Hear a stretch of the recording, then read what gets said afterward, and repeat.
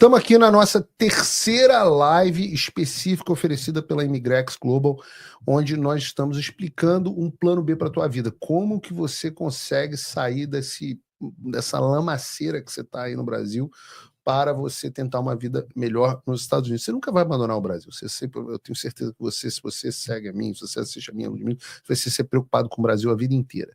Mas você tem que se preocupar com a sua família. Por mais que a gente esteja aqui brigando para restaurar o mínimo de liberdade no Brasil, o Brasil não vai virar Estados Unidos, não vai virar a Europa do dia para a noite. E enquanto isso, seus filhos estão crescendo, enquanto isso você está submetido à violência, o seu negócio está sendo perseguido pelo governo, você está sofrendo as consequências desse país. Então, nós estamos fazendo essa terceira live, né? Fizemos uma segunda, uma quarta e agora essa sexta-feira para falar sobre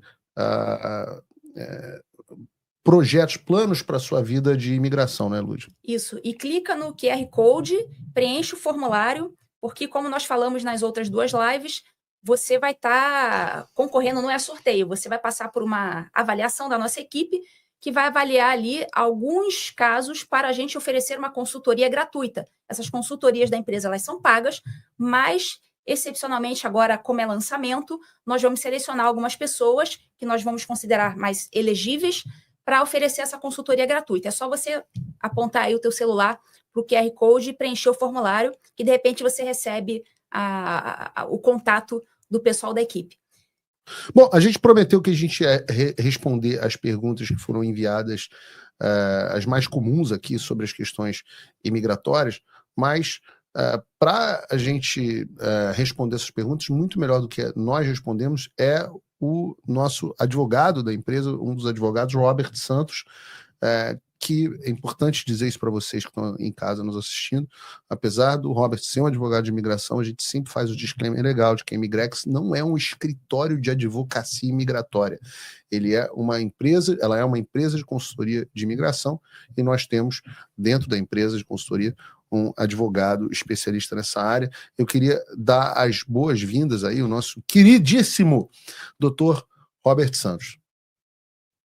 Hello, greetings, and thank you, Paulo. Thank you, Ludmila, and thank you to our viewers for tuning in today and taking the time to learn a little bit more about the visa options that exist for those of you interested in moving to the U.S. So I have some questions here that have been highly requested, and I'm more than happy to provide some information about them so that you can make your best decision possible today. Thank you. Bom, Robert, obrigado. Eu vou direto aqui começar a trazer as perguntas que as pessoas trouxeram. Uma pergunta que a gente recebeu muito foi na última live que nós falamos dos tipos de visto, né? E aí a gente falou visto imigratório, visto não imigratório. Eu queria te perguntar, que você explicasse melhor do que a gente, quais são os vistos de imigração permanentes para o sujeito obter o green card. Eu queria aqui entender sobre EB1, EB2 NIW, EB5, etc. Explica para a gente, por favor, Robert, a diferença e quais são os principais tipos. To introduce the first employment visas, you would have your top tier priority EB1 employment visa, which is reserved for mostly individuals with extraordinary ability, multinational executives and managers, and your outstanding researchers and professors. You go down the list and there's a little bit more of a delay in backlog in processing times because it applies to workers with less prominence in their home countries or less skills. Then you have your EB2 category, also for advanced professors and researchers and individuals with exceptional ability. And therein is also the national interest waiver that exists to try to excuse applicants from not having to get a sponsor or undergo the labor certification process, which is a separate process handled by the U.S. Department of Labor. And then as you further go down, you have the EB3 category for your skilled and unskilled workers, also professional workers as well, where you'll be required to provide an employer sponsor and undergo the labor certification process. So that's a process that can take a long time because there's a lot of potential employees that want to get sponsorship with U.S. companies, and as a result, there's a pretty big delay caused by the limited quota of availability for those kinds of visas. EB4 is the next category of employment visas, and those are more for specialty occupations, religious workers, physicians, people who work in transit with the Panama Canal, for example. Not a very common visa type. And then lastly, you have an outside category called the EB5, which is meant for immigrant investors willing to invest a sum somewhere between $900,000 to $2 million in the U.S. into a company entity that's going to create 10 full-time jobs in exchange for permanent residency. So all of these have very different processing times, very different requirements. The difference is are you going to require a sponsor or not to explain your eligibility to immigrate? Obrigada aí pela tua resposta, Robert, ficou muito bem explicado, aí o pessoal com certeza vai se aproveitar muito aí desse conhecimento que você está dando. Deixa eu fazer aqui mais uma pergunta então para você, Robert. Quais são os requisitos para a pessoa ser elegível ao visto EB2 NIW?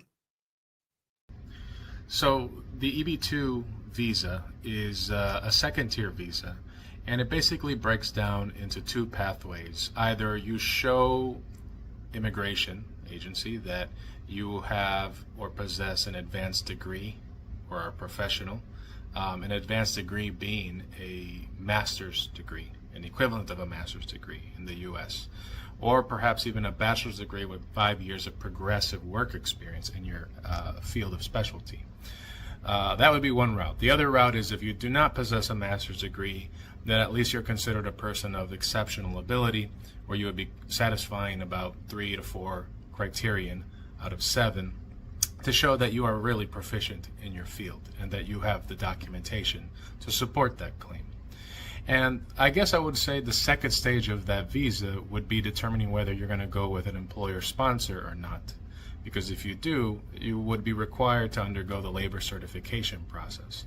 However, if you find that you are eligible for a national interest waiver, that waiver is a request to be exempted from having to undergo that labor certification process. And to summarize that process, it's basically a application that goes through the U.S. Department of Labor, where your employer has to claim that they attempted to try to find a qualified U.S. worker, but failed to do so for lack of supply. And because of a high demand for that position, they had to employ you, the worker from abroad. And so if you find that you are qualified enough, that your endeavor or your project in the U.S. is very high in demand or very much needed, or you're a very unique and exceptional individual with these skills, then perhaps you could qualify for a national interest waiver under the EB2 program.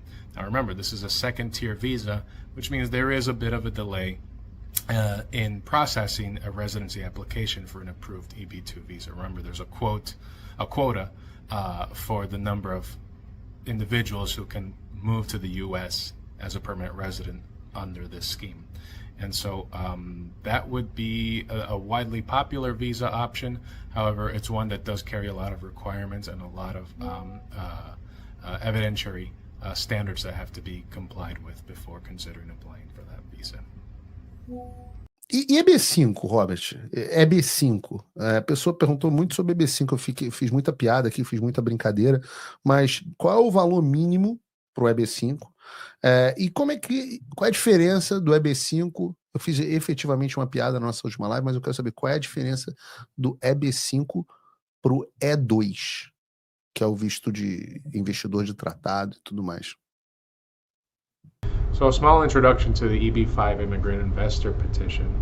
This is a visa that allows for an individual to basically either start or acquire a company in the U.S.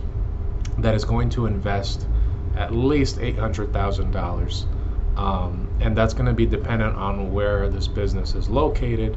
$800,000 is for investment in any area that's considered a targeted employment area.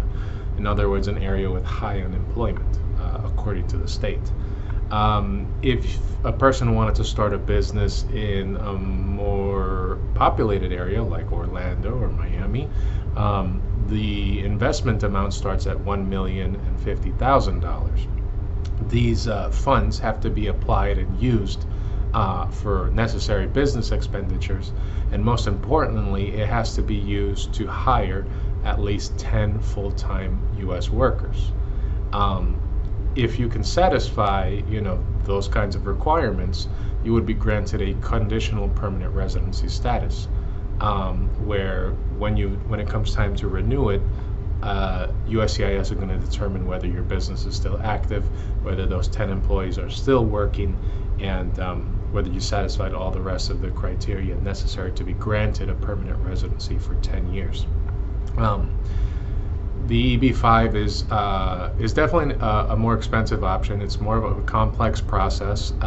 There are side options where you could still invest with a regional center. This is an investment group, to keep it simple, where they can take your investment partially as a loan and return it to you in time by using those funds for big infrastructure projects or big construction projects that directly or indirectly employ more than 10 workers.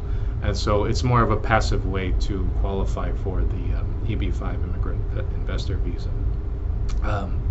The difference between that visa and a more flexible one, which is called the E2 treater investor visa, the E2 is limited to nationals of countries that have a treaty with the USA.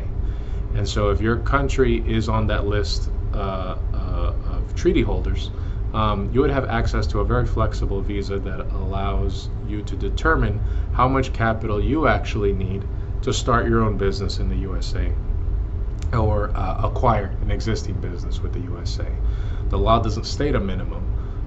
So it would be up to your business plan to dictate how much capital you actually need to get this business going and to realize a profit in the next 5 years. And maybe best of all is that you're not required to have an employee in order to apply for this visa. The difference is that this E2 visa is a temporary visa. It's not a permanent residency. It would allow you to work for your company and stay in the U.S. much longer than the 6 months allotted to you as a B1, B2 visitor, but it's only limited to 5 years, 2 years if you do it from inside of the USA, and you can still renew it without limitation. However, it's not a process that leads directly to a permanent residency. You will need to find another basis to apply for permanent residency down the road, if that's your ultimate goal. But it's a good visa to buy yourself time or buy your family some time to find a new route for permanent residency. Perfeito, Robert. Obrigada aí pela tua explicação. E agora eu vou mandar mais uma pergunta. Robert, quanto tempo que leva para a pessoa obter o green card para cada tipo de visto? Você poderia explicar isso melhor para a gente? Breaking down the processing times for each employment visa or family-based visa, I mean, there are just so many different processing times, 2 different stages that we need to really consider. And so I just want to give maybe like the most average answer is you would expect about 2 years. And this is also assuming that you would be doing this entire process from your country of origin, right? Your home country. When you're trying to file for an eligibility for a certain type of visa, you typically have to do that with USCIS, that is the United States Citizenship and Immigration Services. That is the immigration agency that operates domestically in the USA. That's just one agency, however. If they perchance approve of your eligibility to later apply for permanent residency, depending on where you're located, you might have to then deal with the U.S. Embassy in your home country, which is a separate agency, or if you're already inside of the United States, you may be able to change your status from visitor to permanent resident or worker to permanent resident, depending on what's your lawful status in the U.S. And so remembering back to our conversation about which tier of employment visa or family visa you're under, for example, your EB1 visa for a person of individual of extraordinary ability, that process, if that individual's outside of the USA, could take anywhere between maybe 8 to 12 months, the whole thing. in order to get their immigrant visa. This is assuming a lot of factors, but that's why I want to say the safe answer is typically it's going to be 2 years. The lower in the priority you go, EB2, EB3, the longer it's going to take.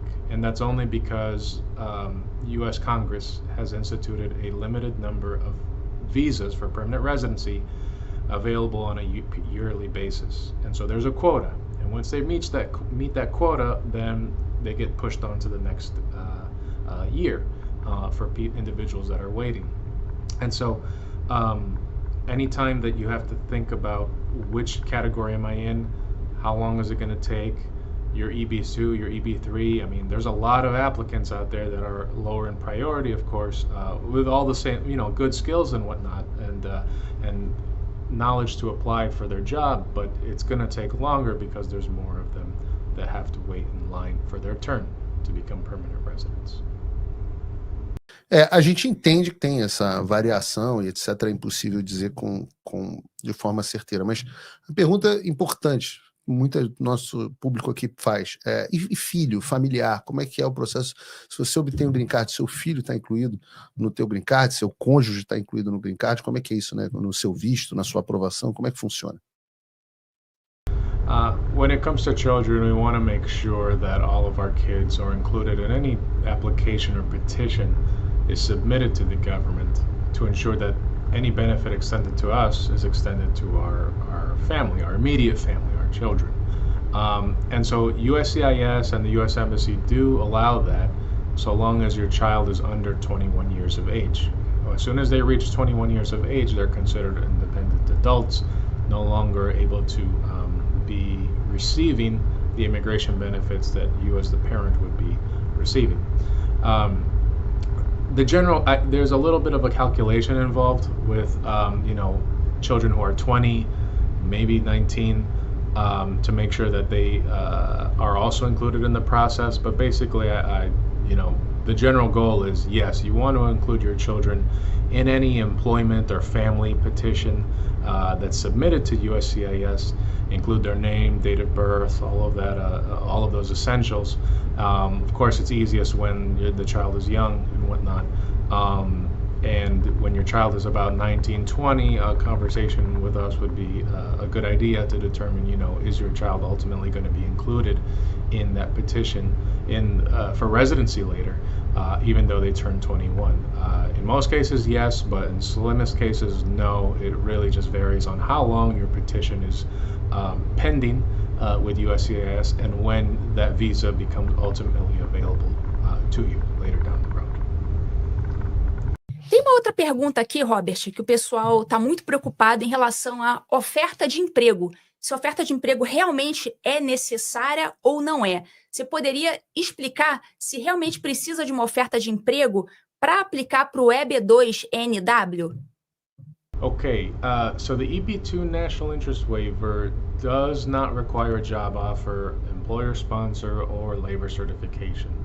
The whole basis of that petition is showing that you have either an advanced degree or are considered an individual with exceptional ability. And as a result, you should not be, let's just put it, inconvenienced with the labor certification process because, one, perhaps your job is very highly in demand and the delay caused by the labor certification process would not be a benefit to the country of USA. Otherwise, it could be that maybe your skills and talents are a very rare find, and you intend to perhaps start a business that is going to apply those skills, and you have the know-how and the resources to make it happen, perhaps by employing a lot of workers or a good number of workers in an area considered to have high unemployment. And so there's a couple of ways to show that it would be in the interest of the USA to waive that labor certification process, to waive having or requiring you to get an employer sponsor. But it's really all based on documented evidence that you provide to show your credentials, your skills, and why exactly is your work so important to the USA. And there's all kinds of work, there's all kinds of impact that you could have to the local, regional, or national economy. It's just, can you propose a plan that's going to have that impact? And does that plan have merit? With all those in mind, then perhaps you can qualify for that EB2 national interest waiver, which does tend to have, a little bit more flexible requirements than the EB1, but it's still up there. There's still some evidentiary criteria that has to be satisfied in the first place.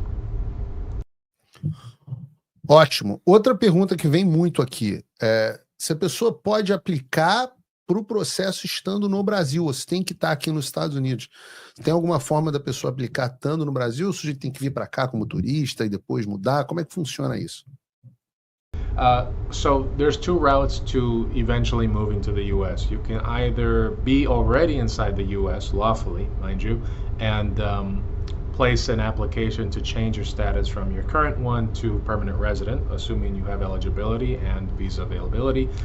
The second option is applying, after you're done with the approval process with USCIS, you do it via consular processing, which means that you wait in your home country until there's a visa available, and where the U.S. Embassy will then invite you for an interview, look at your approval notice from USCIS for why you qualify as a worker or a spouse or a family member or whatever it is. And if all goes well, they're going to grant you what's called an immigrant visa. This looks very different from your B1, B2 visitor visa, but basically they put another visa in your passport that says, hey, this person has a window of time, usually 90 days, to come and move into the U.S. When you go through U.S. Customs at an airport, basically U.S. Customs officers are going to welcome you and say, hey, okay, you're going to be a new resident, great. We'll welcome you in. You'll get your permanent residency card in the mail about like 2 or 3 weeks after you move in, and you'll be set to go. This is an option if you choose to wait in your home country while this whole entire process plays out. Perfeito. Agora eu vou entrar num assunto que sempre comove o pessoal, né? Vamos falar de valores. Robert, qual que é o custo de um processo de imigração? Fala pra gente. So basically, different visa categories have different costs owed to USCIS, owed to the embassy, and also to our company as well, Immigrants Global, which can vary depending on which visa category you go with. I want to say that usually most filing fees start around $800 to about $1,500 flat. However, if you have the option to pay for a process called premium processing, this is an option that USCIS grants applicants to pay for about $2,800 to accelerate the processing time of your petition with them.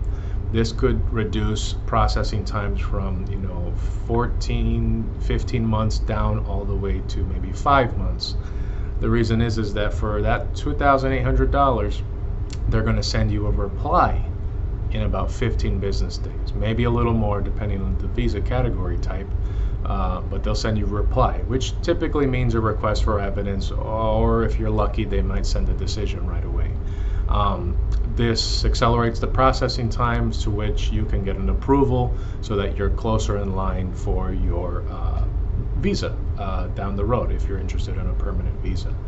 And so filing fees with Immigrex can range anywhere between $6,000 all the way to $14,000, really dependent on how many applicants there are, including your family members, and which petition you're involved with. Each petition is different on a case-by-case basis. They have different types of evidentiary requirements, and we work closely with our clients to double check and verify that everything is going to be as compliant with the requirements as possible. And we're going to let you know throughout the process how we feel about your evidence to let you know what is the likelihood of success here. And so for the fees that we are being compensated with, we want you to know how comfortable and convenient of a process this is going to be so you can make the best decision possible. É bom que na Immigrex o sujeito consegue economizar bastante em relação ao que as pessoas estão cobrando por aí, preços astronômicos, vejo pessoas cobrando aí mais de $30 mil já por visto, e ainda consegue parcelar, que é uma coisa importante, né? Mas eu queria uma das coisas que nos preocupa, que nos levou a fazer e a fundar a Imigrex, é a quantidade que eu vejo de visto negado, de tanta gente que cai aí na mão das pessoas erradas. Mas explica aí para as pessoas de casa assistirem quais são os principais erros que podem levar a uma negativa dos vistos. So if we're talking about the first stage where you're applying for eligibility for a permanent or temporary visa later down the road, the primary mistakes we see committed are a lack of understanding about how to satisfy the evidentiary requirements for these visas. USCIS does not make it easy to find, but they do have policy manuals where they detail what exactly they're looking for in the evidence that applicants submit. And so I can give you a good example. We get a lot of requests for EB1 and EB2 applications, and in order to meet those standards, you have to show that you're a person of typically of exceptional or extraordinary ability. And we get an applicant who provides evidence of their accomplishments, and they have a lot of accomplishments, but they occurred maybe 10 years ago, and nothing ever since that time. And it basically tells USCIS that this person used to be a prominent figure in their industry, but maybe not so much anymore. Perhaps their career slowed down for many unknown reasons, and the applicant thinks that they can apply for this visa based on their past experience. And USCIS doesn't want to buy that, at least anymore. They want to see somebody who's recently accomplished, still ongoing, still providing significant impacts to their industry and field. And that's the kind of evidence that they want to see. So a lack of understanding about how to satisfy those evidentiary requirements, maybe just, a lot of documentation relies on corroborative letters from people who know you from your career, or letters from employers, and they don't know exactly what to say. There are certain magical keywords and language that USCIS likes to see in these letters. Especially, they want to qualify why exactly is this person writing this letter to us. Why are they so qualified? Why are they an authority? What do they exactly know about the applicant? And so we've seen all kinds of letters that maybe just say the basic lip service. They basically just recommend this person because they repeat what's on their resume or CV, and it just doesn't work. That's the bare minimum. And aside from that, or problems that can originate from that is an inconsistency that may come from what you provided on your application form versus what's found in your evidence. I'm not saying that USCIS does a very thorough job of evaluating every single piece of evidence you provide. Depending on how big or small your petition is, they may not see, all 500 pages. They might just flip randomly just to check. And they might look at your cover letter to see what do you have to say about this whole process. But if they find an inconsistency where, you worked at this company in 2008, but the application form says, no, you actually worked at this company in 2005, that could be an inconsistency that could lead to a request for evidence. And if you don't know how to clear that up with USCIS, that could also lead possibly to a denial, which will, end up rejecting your application, and then you'll have to start all over again from zero. Em relação a esses erros, o pessoal tem muita dúvida ainda, Robert, se você puder esclarecer mais um pouco. Em relação àquelas pessoas que já receberam uma vez a negativa de visto, elas podem tentar novamente aplicar para o visto americano? When you've had a petition denied, or perhaps even a visa application denied, it's not a bar or a prohibition to try again, or possibly even appeal that decision made by USCIS. USCIS is just a starting agency. There's agencies above that make grander or bigger determinations, or that can handle appeals based on the circumstances provided or evidence provided originally. They won't look at new evidence that you have later to submit, because you were supposed to submit that new evidence in the beginning.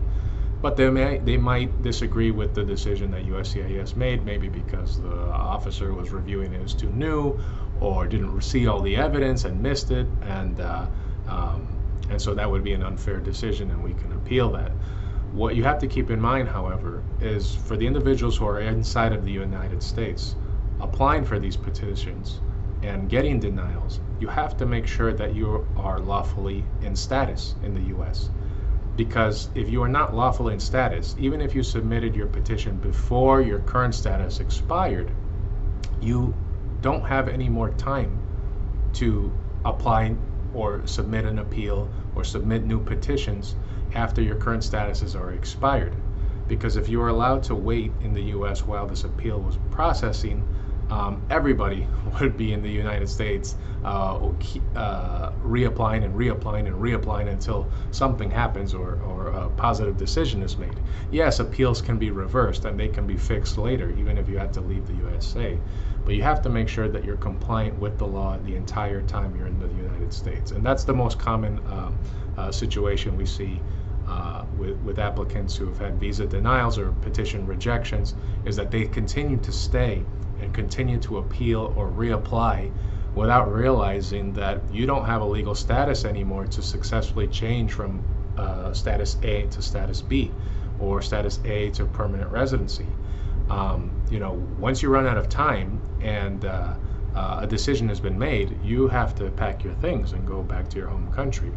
This doesn't apply to anybody who's in their home country and applying from their country of origin. You can continue to reapply as many times as needed. You can even submit multiple applications if you find it helpful, especially if there's like a new development that you didn't get to include in the original application. So you can continue applying. It's just, those filing fees are not refundable, so you'll have to keep paying those. Robert, obrigado. Eu acho que não dava para ser mais claro que você foi. A gente fica aqui muito orgulhoso do teu trabalho. Obrigado, é muito legal te apresentar aí para a audiência. Eu acho que sai todo mundo aqui confiante e com uma luz no fim do túnel. Muito obrigado, viu? Obrigada, Robert. I hope this information was helpful. I wanted to thank you for, again, taking the time to hear us out, see what your options are. This little discussion was basically scratching the surface, and we definitely have a lot more information to offer you if you're interested. Thank you, Paulo. Thank you, Ludmila. Thank you, everybody, and I hope you have a great rest of your day. Bom, você estava aí, ouviu o Robert. Essas foram algumas das perguntas. Talvez a gente pudesse ficar aqui conversando por muito mais tempo, mas você pode ter uma consultoria exclusiva para você. Você pode entrar aqui no nosso site, tá aqui o QR Code, tá aqui o link na descrição, tá aqui o link para você, querumplanob.com. Você vai entrar lá, você vai preencher absolutamente de graça o nosso formulário, etc. O seu caso será avaliado pela nossa equipe, que vai ver se você tem ou não condições de se aplicar para algum tipo de visto. Quando você preencher o formulário, a gente vai analisar, vamos entrar em contato com você e te dizer, caso para EB1, caso para EB2, caso para EB3, ou não dá para você, ou o que você já pensou em Portugal, a gente vai entrar em contato com você. A reflexão que eu acho que as pessoas têm que fazer aqui, Lud, e abre aqui na gente, Otávio, a reflexão que a gente tem, que eu deixo para as pessoas de casa é: não perde tempo não. A vida aqui, a vida é dura, a vida nesse mundo é dura. As pessoas morrem, os casais brigam, os dissabores desse mundo só vão acabar depois que nosso Senhor Jesus Cristo voltar. Mas uma coisa que eu aprendi aqui nos Estados Unidos é que a vida não precisa ser tão dura. Você não precisa estar sujeito à tirania. Você não precisa estar sujeito a um governo que não quer, que trata o empreendedor como criminoso. Você não precisa estar submetido às leis trabalhistas ordinárias do Brasil que ferram o trabalhador. Você não precisa estar submetido a uma insegurança de você não saber que hora você vai voltar, de você parar num sinal de trânsito em grau de paranoia completa.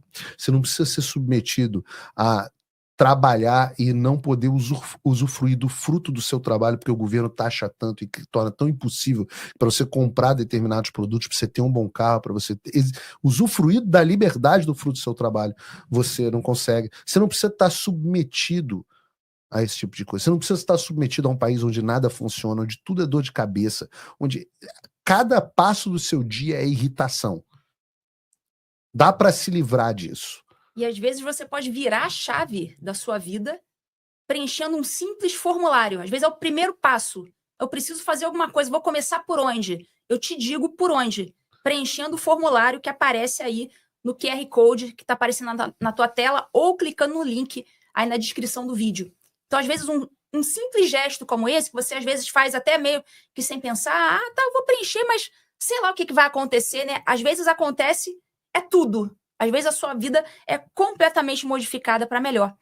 Imagina o impacto que isso pode vir a ter na sua vida daqui a algum tempo, dando certo.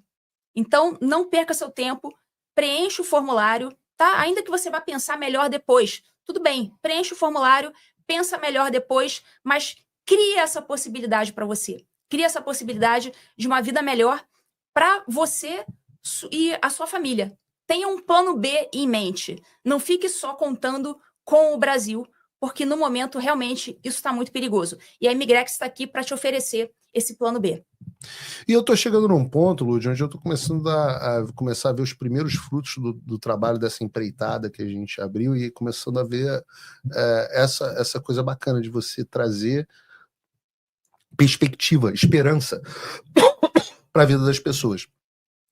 Nós começamos isso para permitir que as pessoas tivessem esse plano B e agora a gente está começando a ver esses frutos. Então, isso é uma coisa que nos traz muita alegria, nos traz muita satisfação pessoal, e eu tenho certeza que em breve a comunidade brasileira nos Estados Unidos vai ser uma das, eu gosto de fazer essa comparação, né? Uma das grandes responsáveis por continuar brigando pelo Brasil, onde quer que a gente esteja. Eu acho que os judeus são os grandes exemplos para a gente nisso, né? É isso. Tenho certeza que isso vai acontecer e sei que você vai ter grande participação nisso também. Vamos tentar.